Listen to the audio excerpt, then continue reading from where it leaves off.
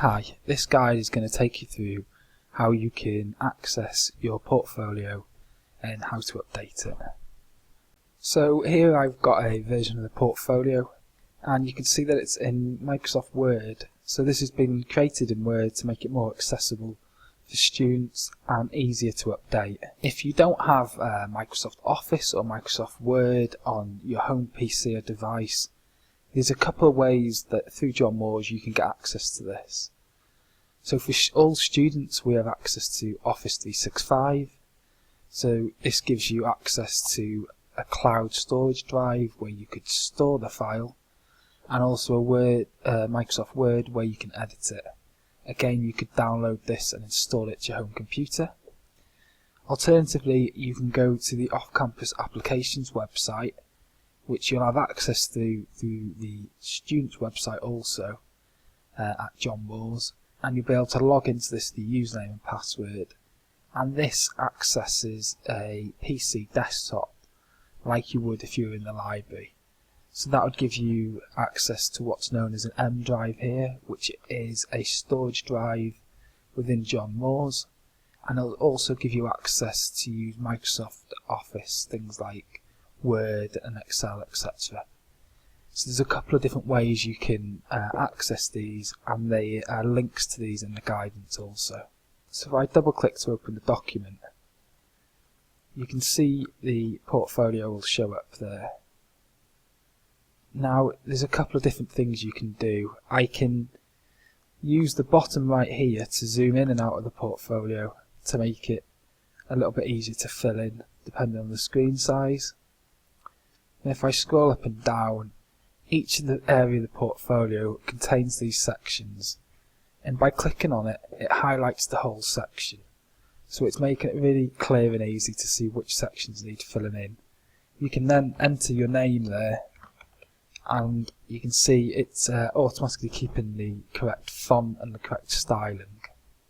You can work your way through each of the areas, clicking each section, typing in what you needed and going through the next. If any sections aren't needed, you can just press delete on your keyboard.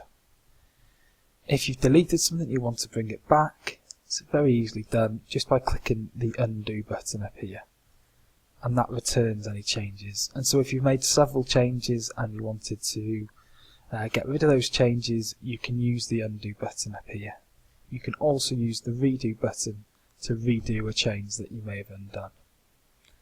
To navigate the document, you can actually, if you can hold the control button on your keyboard, you can automatically go to any of these sections. So if I wanted to go to section 6, I press and hold control on my keyboard, you see it turns into a hand, the cursor, and then I left click my mouse and it takes me directly through to that section.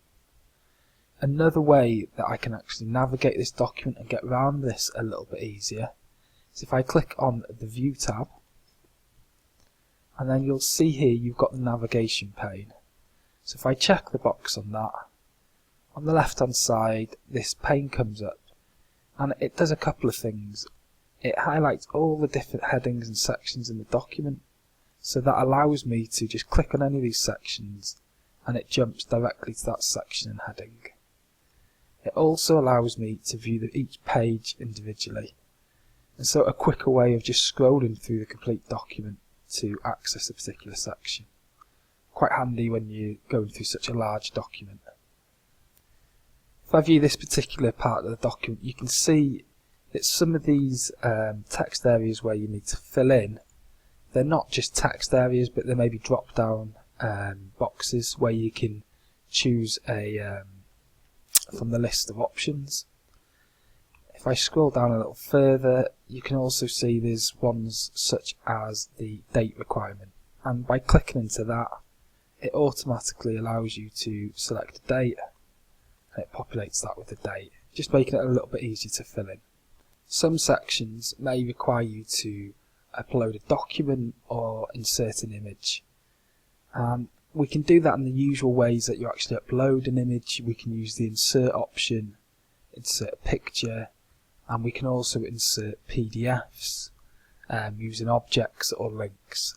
I've got further videos which will show you exactly how to upload things like an e-signature as well. If you have any trouble with any of these guides or need any further support, you can email me on the following address.